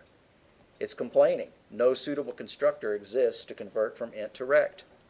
We could go and add a constructor that did that. A constructor is an object that has the same name as the class itself. So I'm going to add a public constructor to the very top of my rectangle class, and I know that I probably already had y'all turn it in and you didn't keep it open. That's fine.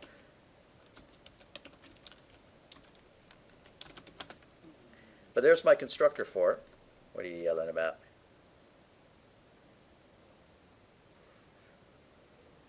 I guess I better go look at the slide for constructors. It's before your private or public statements. Oh, I forgot the. Yep. Thanks. I slipped into Java there.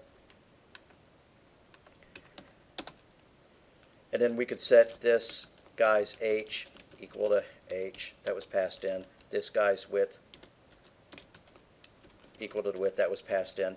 And so the advantage of that is when we create the object, like we do here,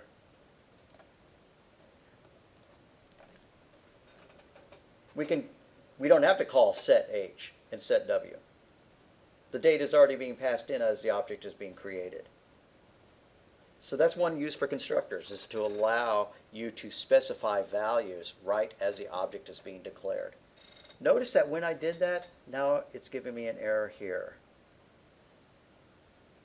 If y'all Java students have learned about constructors yet, can you tell me why I got an error here? You can't create an object without fulfilling all the parameters that the constructor takes. Right. You get a default constructor if you don't have a constructor at all. If I took that out, there's still a default constructor. What does it do? It does nothing. But you get it. However, once you add a custom constructor like that, the default constructor no longer exists. And if you want to still be able to use that syntax, if you still just want to be able to say rect R1 without passing parameters in, like that, then you have to go and make a constructor that does that.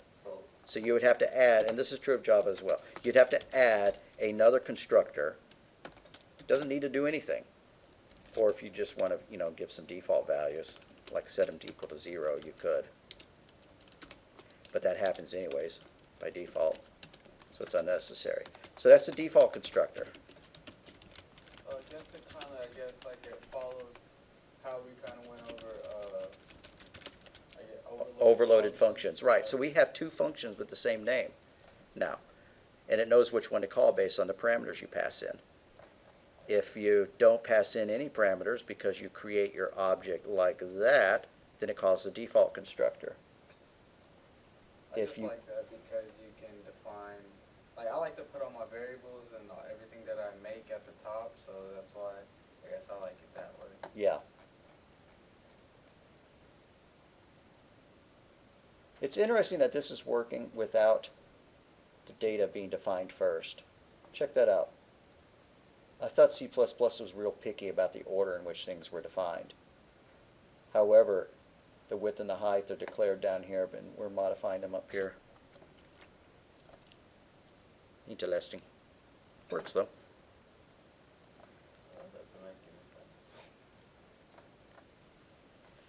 All right, so we've seen the syntax for declaring an object, allocating an object like that. We've seen a syntax for creating a pointer. Once you have a pointer, you can create a new object. PR is equal to new rectangle, and I want a 1 by 1 rectangle. When I'm done with that, I want to delete that rectangle.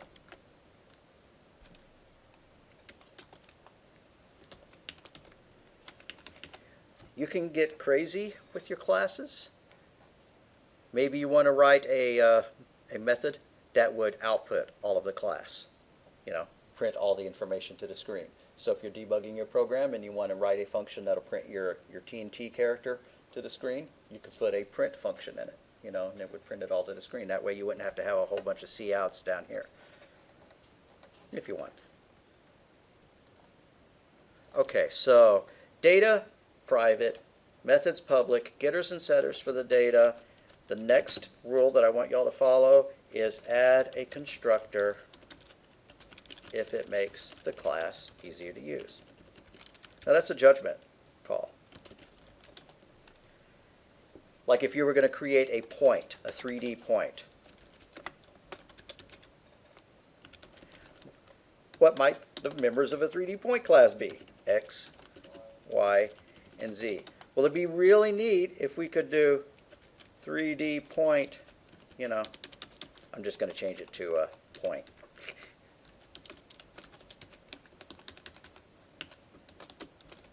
Point P1 and then give us some values right off the bat. Rather than have to do point P2, P2.set X 10, P2.set Y 20, P2.set Z 30. I like that syntax. I'd rather be able to use the class like that.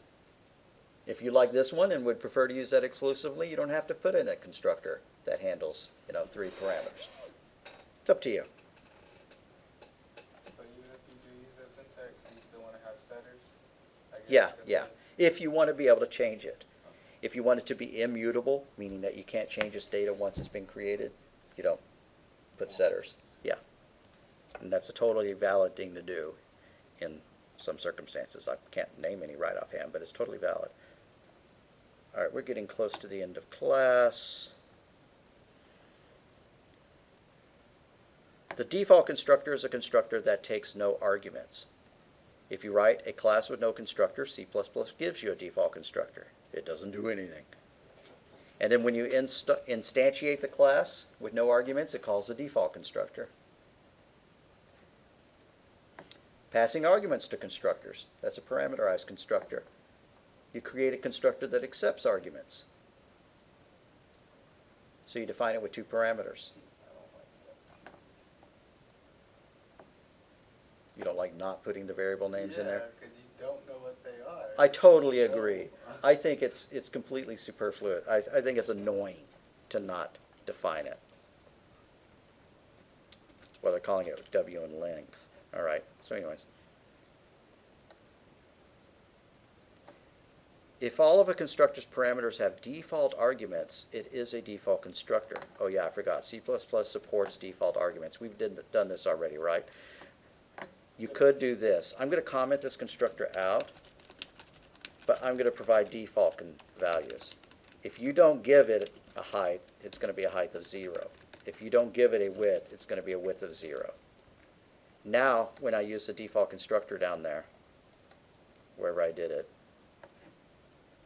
when I pass in values, great, but when I created it like that, it just set those values equal to 0. Oh, okay. Doesn't work in Java. Works in this language. Come on, so- I'm going to undo that change, just because I want to keep the default constructor in the code. I think that's about enough about classes. Let's see how far through. We're only halfway through. We obviously have a lot more to talk about classes, but that's enough for today. So let's call it done. Your homework, remember, is going to be either to do the triangle and the sphere or to do the tunnels and trolls character and attack bonus. Or both. Or both. Yeah, I'll give you extra credit if you do both.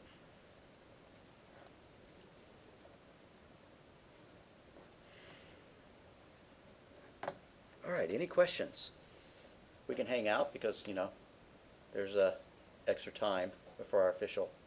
I know some people have questions over homework, so I'm ending it a little bit early so that we have time to do that.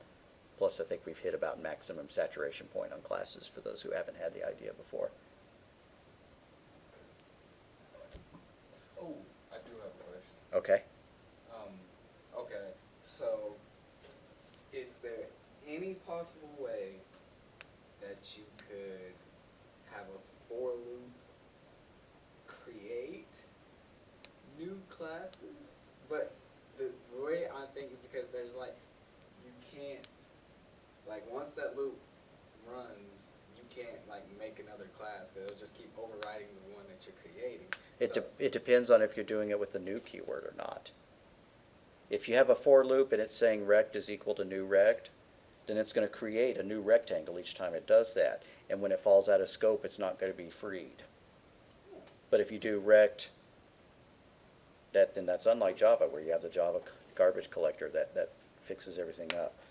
So, yeah, you do have to be careful when you're making classes inside loops, or when you're using classes inside of loops. If you do this, you know, bool continue is equal to true, while continue, and then you do rect R1, you know, and you make a certain size, and then you do some calculation with it. That's totally fine. It's creating a new object every iteration, but that's fine. Because R1, I don't know through what miracle C++ did, but at a certain point they added garbage collection to it, just like in Java. So once it hits the close thing, the object is released. So it's no problem to do it that way. However, if you're using a new keyword, like this, I'm going to copy this. We define a pointer to a rectangle. And then we do R is equal to new rectangle. You know, that is 10, 10. That's creating 10 rectangles, or however, it's creating 1,000,000 rectangles because it's, you know, an infinite loop, and nothing ever releases them. So if you're calling new, you have to make sure you delete the rectangle when you're done with it. It doesn't happen automatically. So you would need to do that. But how would you access all of those different ones then is the question. You could stick them in an array or stick them in a vector. Oh, I forgot you could do that. Yeah, yeah. You could create a vector of rectangles, and you could add all the rectangles to the vector as you were going along. Yeah, because I was trying to figure out a way, instead of hard coding it, in Java we have like a object-oriented programming assignment where it asks for asks for the name, age, and weight of a cat. Yeah. And so, but it wants you to create 3. So at first I tried to do a for loop, but I was like, there's no way to do that. So Right. I hard coded it. So Yeah, you could do R, you know, cat 1, cat 2, cat 3, and create it like that. Or you can create an array, or an array list, or And put vector of 3 those- cats. Right. Okay, so that would, but we haven't gone, I don't think, we only have one more chapter left. We didn't even go over arrays in Java, array list or anything. Oh, well, then that would be a drag. Okay, so, yeah, I'm interested in finding out what y'all do cover and what you don't cover, because I know what I cover in basic Java, and arrays are part of it. I know I have you for advanced Java, so bear with me if I'm not so good on arrays. Right, right, yeah, I've realized that, so the first couple of assignments are going back and covering arrays, because I realize that not all the instructors are doing that. All right, let me stop the recording.